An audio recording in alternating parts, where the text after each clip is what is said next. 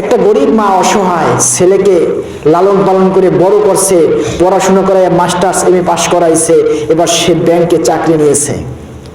ব্যাংকে চাকরি নেওয়ার পরে সে প্রথম মাসের বেতন দিয়া বিয়ে শাদী করার পরে শ্বশুর বাড়ি গেল। এদিকে বৃদ্ধ মা বাড়িতে বসে আছে। বাড়িতে সে একটু পান খাওয়ার জন্য বাড়ির পাশ থেকে একটা লোক যাইতেছে বাজারে, বলছে বাবা আমার ছেলেটার সাথে যদি দেখা হয় বললো যে তোমার মা একটু পান চাইছে। তো ওই ব্যক্তির সাথে দেখা হয়েছে বাজারে যাওয়ার পরে, বলছে তোমার মা অসুস্থ ব্যক্তি, একটু পান বাবা তোমার কাছে চাইছে, তো এটা পান কিনে দাও। না আমার পান কেনার টাকা এখন নাই। কি বলছে বলেন না, পান কেনার টাকা নাই।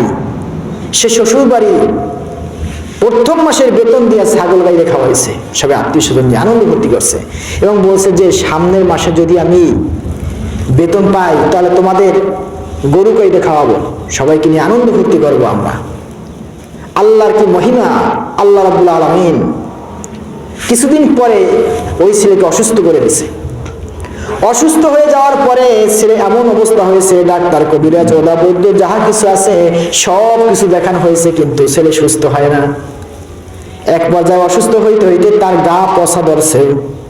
শ্বশুর বাড়ির লোকের এতদিন লাগছে, যখন গা থেকে গন্ধ শুরু হয়ে গেছে আর খেদমত করতে পারতেছে না, ওগুলার সাথে পেঁচাইয়া বাসের সাথে 2 কিলো বাইন্ডার কান্দে করে তার বাড়ির দিকে নিয়ে আসতেছে।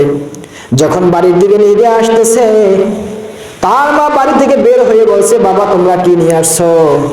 বলে এই যে আপনার ছেলে অসুস্থ, এতদিন দীর্ঘদিন শ্বশুর বাড়ি ছিল, এখন শ্বশুর বাড়ি মানুষ রাখবে না, এখন আপনার বাড়ি রাখতে হবে।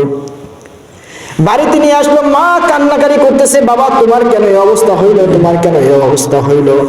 মা চিকিৎসা করতেছে, কোনো কাজে হইতেছে না, মার সাথে বেয়াদবি করছে, কঠিন ভাবে বেয়াদবি করছে। এরপরে এক পর্যায়ে গায়ের গোস্ত খসে খসে বলতে পড়তেছে, মানুষ ঘরের মধ্যে গন্ধ থাকতে পারতেছে না, অন্যখানে চলে যাইতেছে। এইভাবে করতে করতে তার জীবনটা যখন একেবারে শেষ হয়ে গেছে, নরকঙ্করের মতন হয়ে গেছে, তারপর সে মারা গেছে। একমাত্র অবাধ্য ছিল মা বাবার। মা বাবা কত কষ্ট করে তাকে লেখাপড়া করাইছে, কিন্তু কোনোদিন মা বাবার খেদমত করে নাই। মা বাবা কিছু আপত্তি করলে ওই আপত্তিও পূরণ করে নাই। মা বাবাকে মারধর করছে, গালাগালি করছে, মা বাবাকে ঠিক মতো দেখে নাই। আজকে ছেলের পরিণতি এইটা হয়েছে।